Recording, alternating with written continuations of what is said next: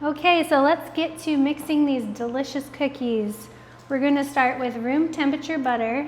We want a cup of that. These are a little cold, but not too bad, so I'm just going to go ahead with it.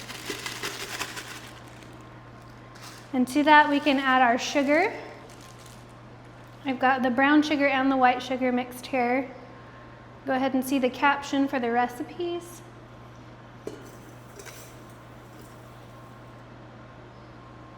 All right, and then we're going to turn this on low just to let it kind of start to break up the butter a little bit since it's a little cold still.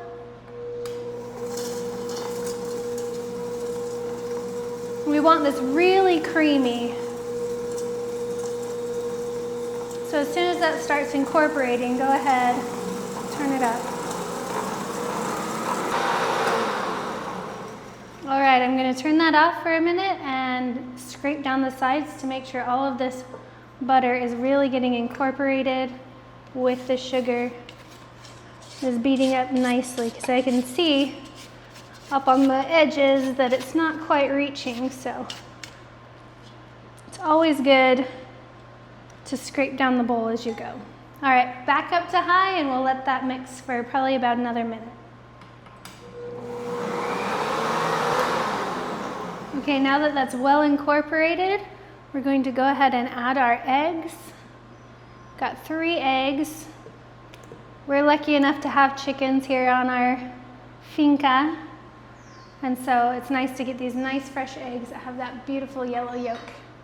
If not, just make sure you're using high quality eggs or getting them from a neighbor that has chickens too. So go ahead and turn down the speed and we're just gonna gently mix these in.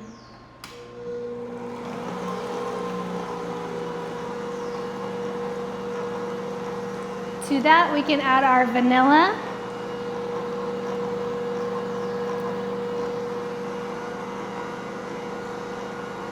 And our lime zest.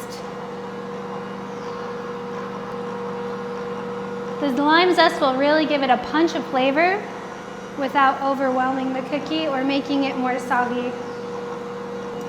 Okay, again, we're going to turn off the machine and we're going to scrape down the bowl to make sure we're getting everything well incorporated. And while I'm at that, I'm actually going to change over our beaters to the cookie dough beaters to make it a little more easy to incorporate the dough. All right, scrape down that bowl. You can kind of see how it's looking so far. It's nice and creamy.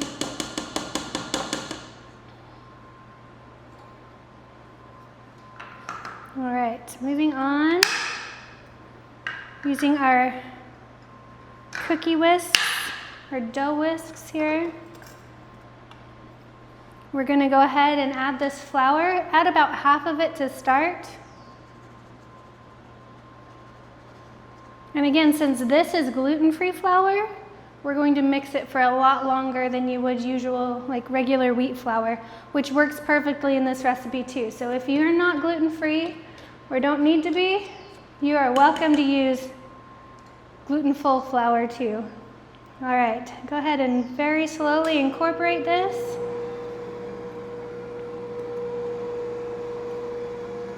Gonna let that just hydrate slightly and then we'll add the rest of the flour.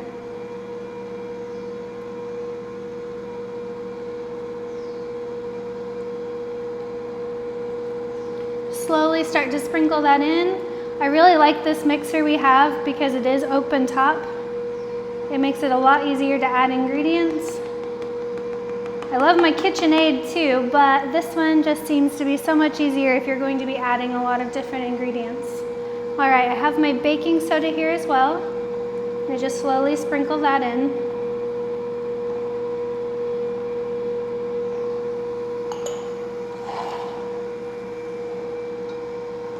Let that start to incorporate. And then again, we're going to scrape down the bowl, making sure all of the flour is getting into the mixture. Nothing worse than having a big old flour chunk in your cookies, or simply not having it be the right consistency so it spreads out way too much on your cookie sheet.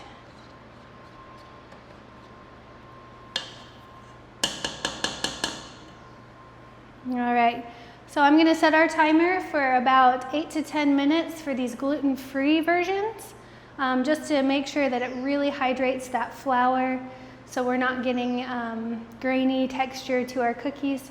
It really is such an easy secret to be able to incorporate into your gluten-free baking or cooking in general, is anytime you're using gluten-free flour, to go ahead and give it a lot of extra mix time to ensure that everything's incorporated, all of the flour is hydrated, and that's gonna greatly improve your texture of your baked goods.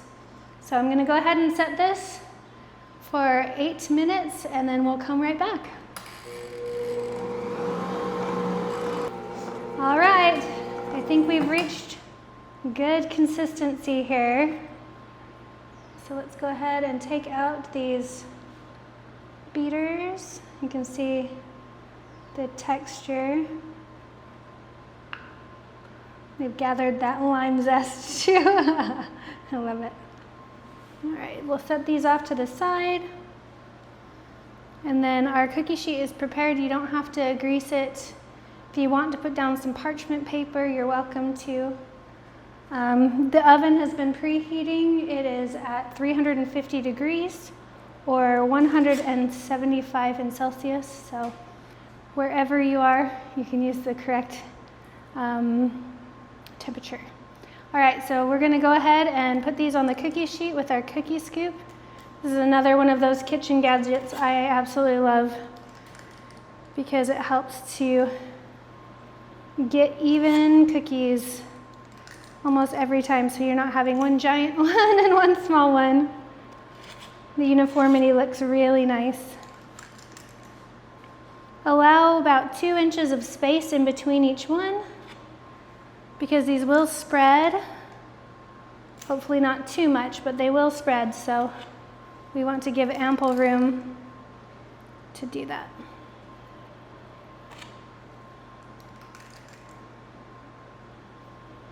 And you can cook both of these at the same time, but today I'm just going to cook one at a time to be able to control that heat a little bit more. If you cook them in an oven together, go ahead and switch them halfway through baking time to ensure even browning. You don't want these to get much color on them since they are a fresh lime cookie.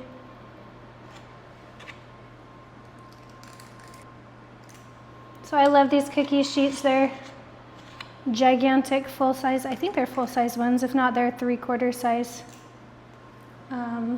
But these are so nice. They can hold so many more cookies. So you don't have to sit here as long making sure everything's getting baked. I'm gonna go ahead and put it in the oven, set a timer for 8 to 10 minutes depending on your oven. And as soon as they start to kind of golden up, that's when we're gonna take them out.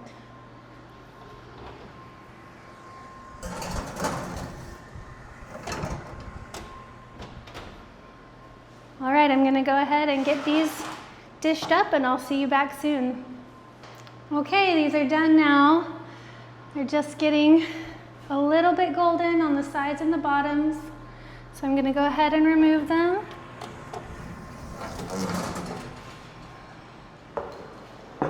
We're gonna let them cool on the cookie sheet for about 5 minutes while we cook these other batch. All right, and then I'm gonna go ahead and transfer them directly to this countertop because it will help it cool off so much faster. If you don't have a granite or marble countertop, go ahead and get a cooling rack out so that you can allow them to cool quickly.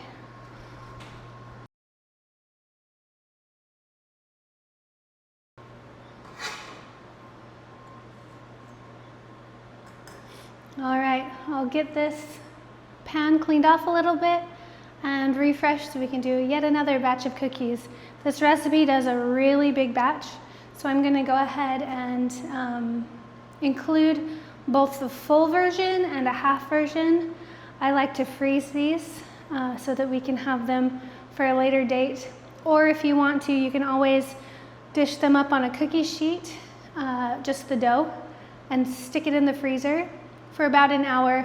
Then you can take them off of the cookie sheet and put them in a plastic baggie. So all you have to do is remove them, put them on a cookie sheet, and cook them in the oven for fresh cookies. So that's a little tip for you. Okay, while we're waiting for the cookies to cool off and the second batch to bake, we're going to make up our icing. This will just give it a little bit more sweetness and kind of put it over the top. So here we've got powdered sugar. We'll use a pinch of salt, not very much at all. It just helps to balance the sweetness and bring out that lime flavor. To that, we'll add lime zest and lime juice and our vanilla. Go ahead and give that a mix. We're going to look at the consistency to see if we want to add more powdered sugar or if we want to add any of the milk. Give that a good mix. With this consistency, I'd say let's go ahead and add about another half cup of powdered sugar.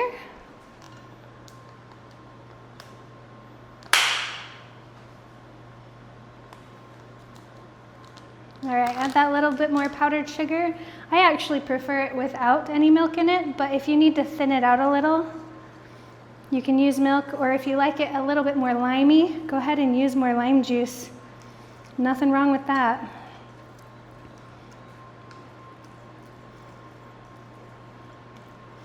Scraping off the sides and the bottoms. And this is a good consistency for your icing. You want it a little runny so that when these cool, we can either dip them in. I like to go ahead and just use a fork or a spoon to make a little design on it and sprinkle it with some lime zest.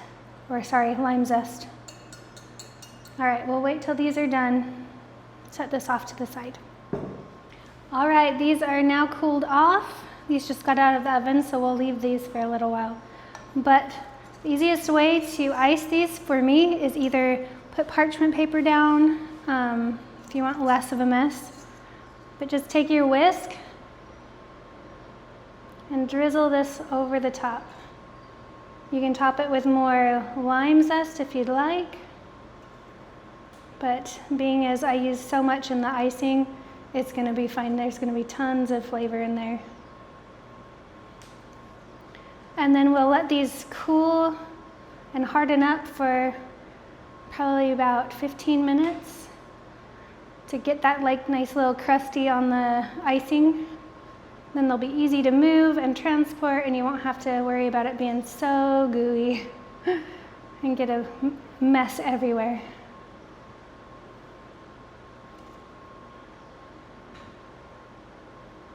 These really are complete with this icing. It makes it so much better.